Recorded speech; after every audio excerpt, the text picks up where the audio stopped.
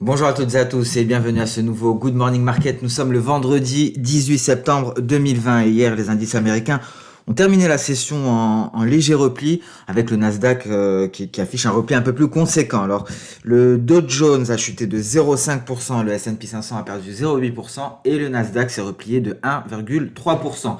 Le sentiment est resté quelque peu mitigé sur les marchés asiatiques avec le Nikkei en hausse, en petite hausse de 0,08%, le Kospi coréen en chute de 0,06% et le Hang Seng qui a gagné 0,21%. En Australie, le S&P ASX 200 a chuté de 0,12%.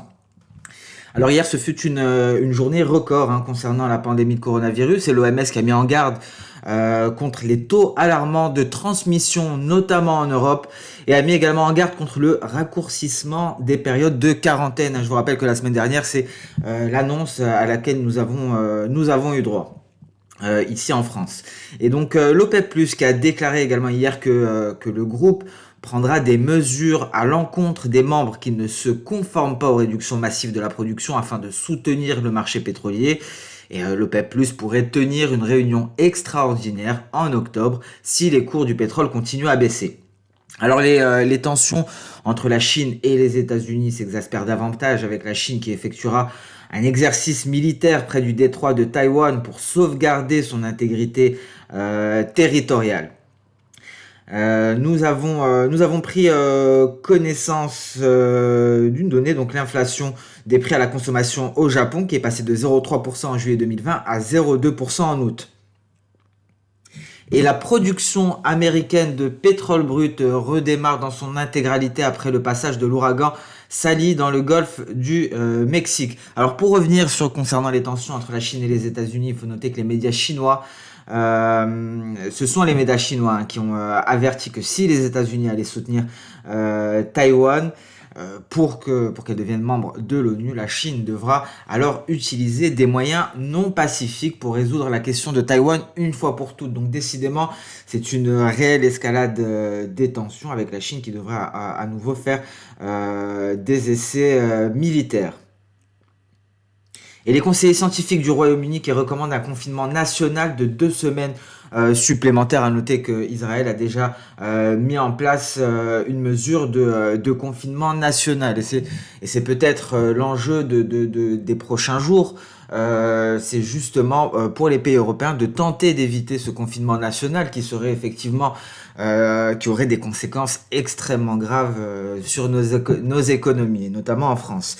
Alors concernant le calendrier économique du jour, un calendrier économique qui est plutôt allégé, donc aujourd'hui c'est certainement la géopolitique qui pourra influer les marchés, notamment cette question de l'admission de Taïwan aux Nations Unies qui a mis de l'huile sur le feu, et Pékin qui menace donc d'avoir recours à des moyens non pacifiques et qui s'est jusqu'à présent limité à des manœuvres militaires près de Taïwan. Et donc le calendrier du jour prévoit le compte courant de l'Union européenne à 10h, 14h30 les ventes de détail au Canada, 16h le sentiment du consommateur du Michigan. Et nous prendrons connaissance également des indicateurs principaux du Conference Board aux États-Unis à partir de 17h. Donc un calendrier économique plutôt allégé, des indices européens qui sont relativement neutres, mais nous allons en parler plus dans le détail et nous allons donc nous intéresser au compartiment action avec un DAX qui est toujours pris en étau entre Satenkan et Sakijun et les 13 350 points, donc pas de changement à ce niveau-là en données journalières, en données intraday. Alors nous évoluons toujours dans l'enceinte de ce canal haussier, nous sommes passés en dessous du nuage, il y a une faiblesse, nous allons très certainement tenter de repasser au-dessus. Sinon, si ce n'est pas le cas, si on ne parvient pas à franchir ici cette faiblesse de nuage pour aller chercher assez rapidement les 13 235, le repli pourrait s'approfondir pour un test des 13 139. 13 139, c'est quoi? Ce sera notre Kijun H1, mais également ici, cette moyenne mobile à 200 périodes qui a été tantôt support, tantôt résistance. Et tout dépassement de cette moyenne mobile à 200 périodes a été rejeté immédiatement. Donc notamment, ce fut, il me semble, hier en début de séance. Voilà, donc en début de séance européenne hier. Donc prudence à l'interaction actuelle des cours avec cette faiblesse de nuages, même si pour l'heure les vendeurs semblent en train de prendre le contrôle du marché si je puis dire, et donc un repli pour un éventuel test de ce niveau-là, les 13 140 pourrait être envisageable. Alors qu'en est-il du CAC 40? Le CAC 40 tente actuellement de passer par une faiblesse de nuages, très précisément. Et justement, nous l'avions évoqué hier, seul un franchissement de la borne inférieure de ce canal haussier, seul un franchissement de cette oblique haussière nous fournirait un signal de vente qui nous permettrait donc d'envisager un retour en dessous des 5000 points, aux alentours des 4940 dans un premier temps, avant d'aller chercher peut-être les 4890, voire le seuil psychologique à 4900. Alors, donc test actuellement d'un twist sur le CAC 40, ce ne sera pas un signal de vente en cas de clôture par exemple à 5000, il faudrait une réelle clôture en dessous de cette oblique haussière, voire en dessous des 4979, ce palier de SSB ici, qui pourrait faire office de support et renvoyer les cours à la hausse en cas de franchissement des 5006. Les 5006 qui sont un autre palier de SSB ici que l'on va retrouver, c'est tout simplement le cours actuel du CAC 40. Donc entre 4978 et 5006, ce sera une zone de neutralité si je puis dire. Il faudra attendre vraiment un passage sous les 4979 pour espérer un approfondissement du repli. Alors nous allons nous intéresser à présent aux indices américains. On va passer directement sur le Nasdaq.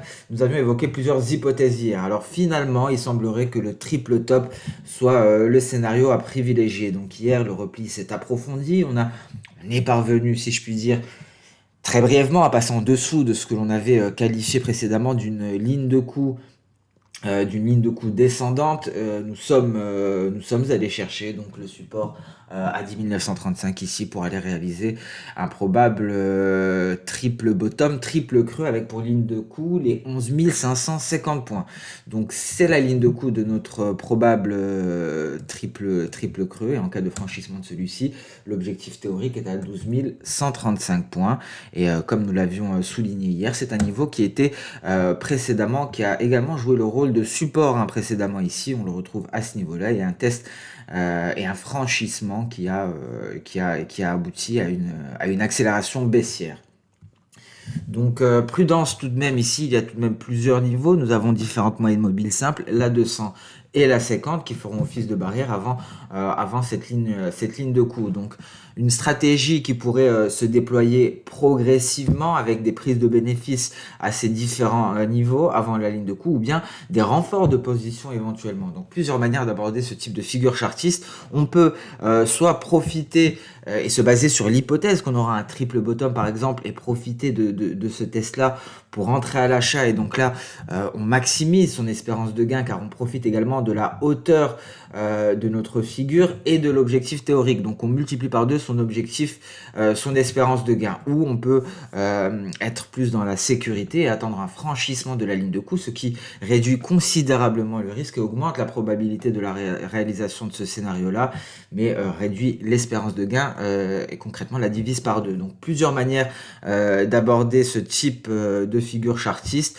que ce soit à la formation du dernier creux ou au franchissement de la ligne de coup.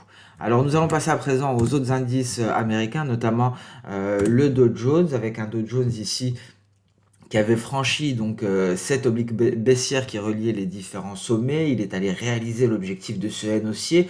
Après une seconde percée, il n'est pas parvenu donc à s'en affranchir clairement, et donc on est repassé en dessous après la réserve fédérale américaine pour un pullback sur cette oblique baissière. Cette oblique baissière qui a réussi à maintenir les cours à la hausse pour les renvoyer en test de Kijun. Nous avons franchi la Kijun, mais il reste un nuage relativement épais. Donc plutôt neutre pour le moment sur le Dow Jones, dans l'attente d'un franchissement éventuel des 27 900 pour être large, donc ce palier de Kijun et de SSB, et donc ce qui nous permettrait d'aller chercher à nouveau les 28 145 points. Seul signal d'alerte baissière, ce serait un franchissement de la Kijun qui est actuellement à 26 682, et donc dans ce cas-là on pourrait envisager ici un repli pour aller chercher les 27 525. Donc neutre pour le moment, neutre très précisément dans cette zone, hein, donc à l'image d'hier. Hein, hier, nous avions délimité une zone de neutralité pour le DAX. Aujourd'hui, la zone de neutralité pour le Dow Jones sera celle qui est comprise ici très exactement entre 27 680 et 27 897, on peut élargir à 27 900. Alors hier, nous avions également une zone de neutralité, hein, qui était comprise, souvenez-vous, entre ici une zone de résistance qui est matérialisée par les différents éléments du nuage. Et il me semble de mémoire, nous avions une zone de neutralité ici avec la moyenne mobile et la Kijun. Et malheureusement, hein, nous ne sommes parvenus à franchir ni la zone supérieure ni la zone inférieure. Et donc ce twist pour le DAX donne une possibilité de libérer les cours, et donc on devrait assister aujourd'hui peut-être à un directionnel. Donc de la même manière, hein, nous raisonnons de manière similaire, hein, pour le Dow Jones. Nous sommes en plein milieu d'une zone de neutralité, et seul le franchissement de la borne supérieure ou inférieure nous permettrait d'intervenir sur le Dow Jones. Qu'en est-il du S&P 500? Le S&P 500 a également, il avait de l'avance sur le Nasdaq, former ce que l'on pourrait éventuellement appeler un triple creux. Alors il faut savoir que effectivement ce n'est pas un triple creux parfait, mais dans la pratique, des triples creux peuvent sembler partiels et fonctionner parfaitement. Donc même si ce n'est pas une figure parfaite, on la prend en considération, et donc il y a une possibilité ici de retournement à la hausse en direction, très précisément, grosso modo en direction des 3540 points. 3540 points, cela va nous rappeler la configuration du Nasdaq, car c'était précédemment un support. Donc ici, nous sommes également quelque peu dans une zone de neutralité. Notre zone de neutralité sera définie par ce palier de SSB et ce palier de Kijun, et ira jusqu'au prochain palier de Kijun. Donc ici, c'est notre zone de neutralité. Un franchissement, une cassure ici des 3370, ce qui correspondrait à une sortie de nuage par le haut en soi, serait un signal d'achat. Et ici, un passage sous la Kijun, sous les 3336, serait un signal de vente en direction du récent creux aux alentours des 3310, voire les 3300. Alors nous allons passer à présent sur le compartiment des matières premières. Nous allons parler de l'or. L'or qui ne parvient toujours pas à sortir de cette configuration ici, avec une oblique baissière qui vient accentuer la pression sur les cours, car elle est à pente négative et elle vient exercer de plus en plus de pression. Ce qu'il faut remarquer ici, c'est que nous avons également un nuage qui va survenir très prochainement pour accentuer une pression à la hausse, et donc très prochainement peut-être un gold qui devrait se décider à franchir son oblique haussière, ou à définitivement passer en dessous de son nuage pour aller se rapprocher du seuil psychologique à 1900. J'ai un biais haussier, bien entendu, donc je privilégierai une sortie par le haut éventuellement qui nous permettrait de nous hisser à 1970 pour essayer de s'y installer, pour aller rallier par la suite peut-être les 2000 $. Mais donc bien entendu, seul un signal technique nous permettrait ici d'envisager un tel scénario, et ce signal technique nous sera fourni en cas de cassure de cette oblique haussière, peut-être à proximité du nuage. Mais bon, très difficile de trancher pour le moment. En tout cas, en données journalières, hein, nous avons ici une pression qui s'accentue avec un nuage Ishimoku journalier, avec cette moyenne mobile ici à 50 périodes, une moyenne mobile simple qui vient également accentuer la pression sur les cours de l'or. Mais cette résistance, la résistance des 1958, c'est le palier de Kijun, devra être franchie. Il nous faudrait une éventuelle clôture au-dessus pour envisager un départ pour le gold. Alors nous allons nous intéresser à présent au pétrole. Alors au pétrole qui finalement s'est affranchi ici de cette zone de résistance que l'on avait mise en évidence hier. Donc si le pétrole parvient à se maintenir au-dessus des 41,20, alors les perspectives seront haussières, indiscutablement haussières, même jusqu'à 42,60. Alors cela va à l'encontre de mon biais. J'avoue que j'avais énormément de mal à envisager un tel scénario, et le marché est venu me prouver le contraire, mais à culpa. Donc effectivement, le pétrole a bien réussi. Les pays membres de l'OPEP ont réussi leur mission. Et pour le moment, les cours sont au-dessus des 41,22. Mais je garde tout de même quelques réserves concernant ce scénario haussier, même si techniquement, effectivement, pour l'heure, c'est un excellent point d'entrée en direction des 42,60. Je suis forcé de le dire d'un point de vue technique, même si d'un point de vue de l'évolution de la pandémie, d'un point de vue des fondamentaux, seuls les stocks viennent peut-être permettre, encourager cette hausse, mais j'ai quand même du mal à envisager un pétrole à ce niveau-là. D'un point de vue technique, c'est indiscutable. Après le franchissement de ce niveau-là, c'est une bonne opportunité d'achat, si je puis dire, en direction des 42,60.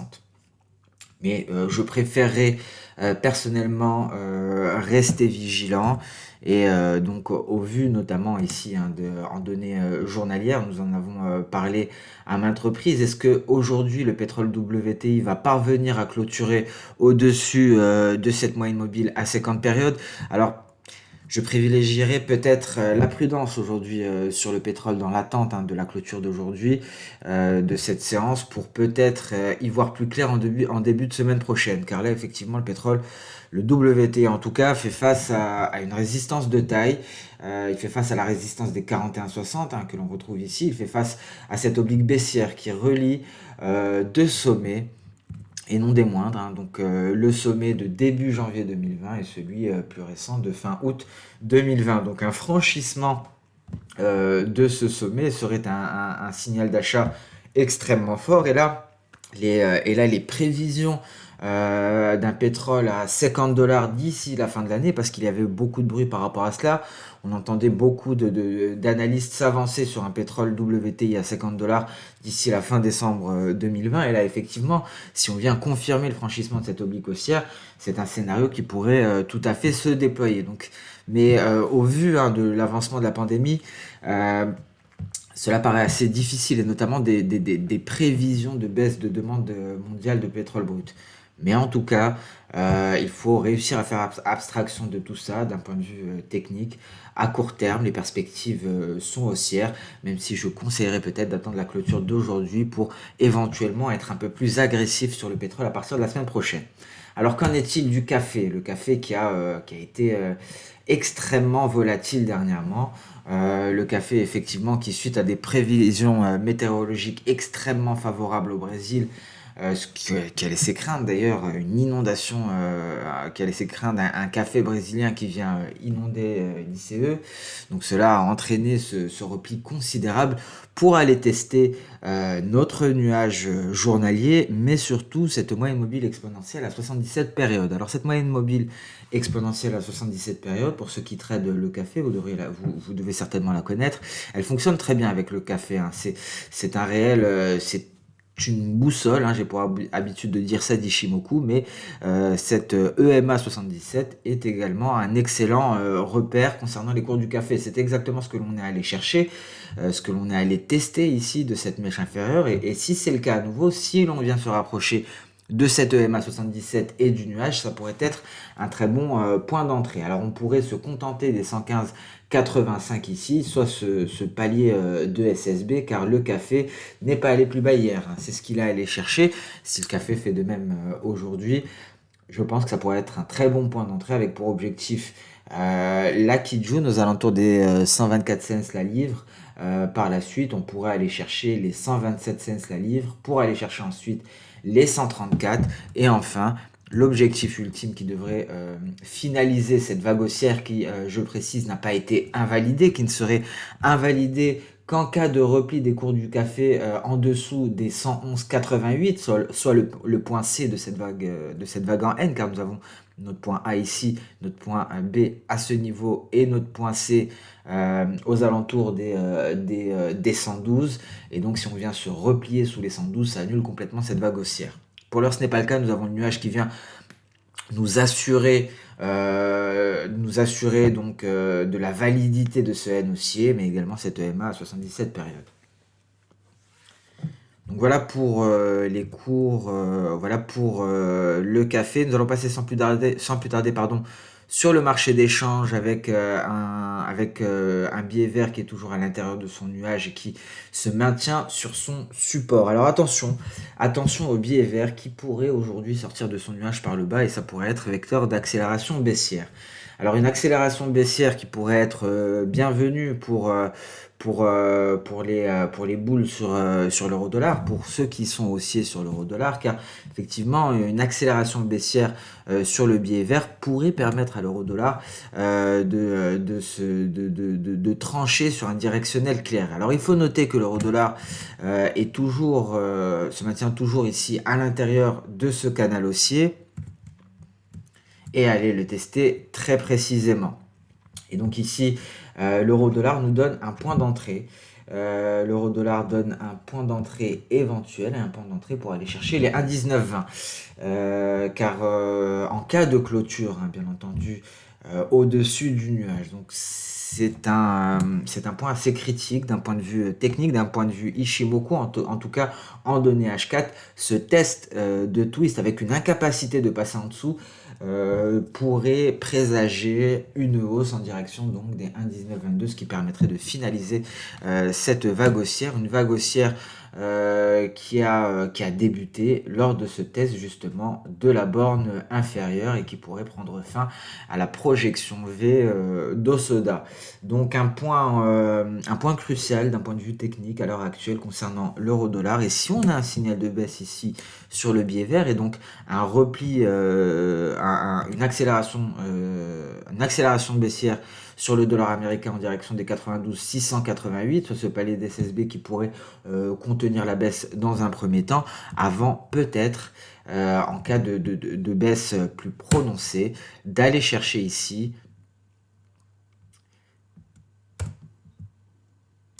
la borne supérieure de ce canal baissier. Donc c'est le scénario pardon, que je privilégie sur l'euro dollar, une sortie sur le billet vert, pardon, une sortie du nuage par le bas pour aller tester ici la borne supérieure de son précédent canal baissier. Donc une baisse du billet vert qui devrait propulser l'euro dollar à la hausse. Ici l'euro dollar en données H1, on voit que ça tient sur les 1,18 46.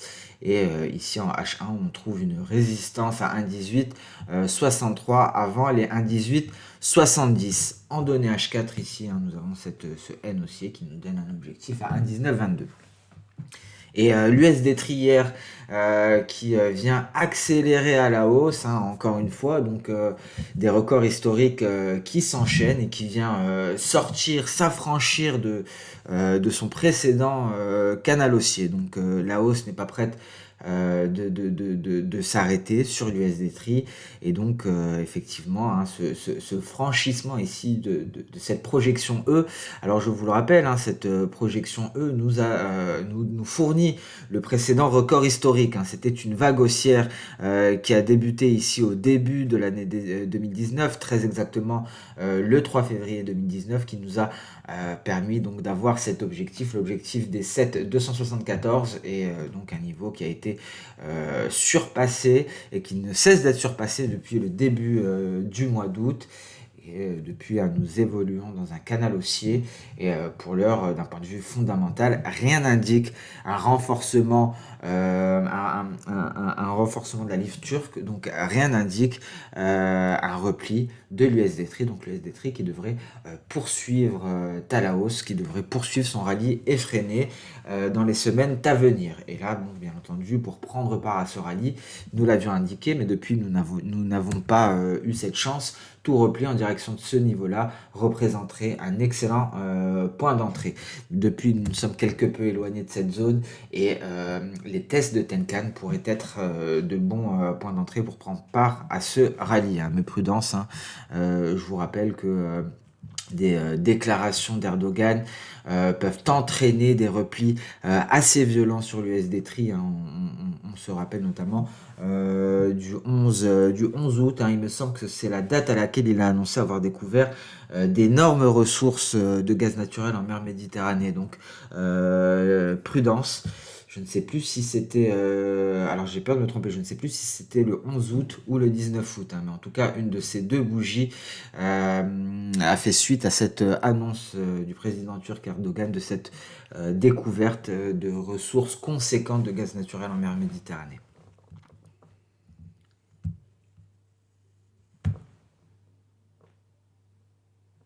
Ce Good Morning Market touche à sa fin. Je vous remercie de l'avoir suivi avec attention.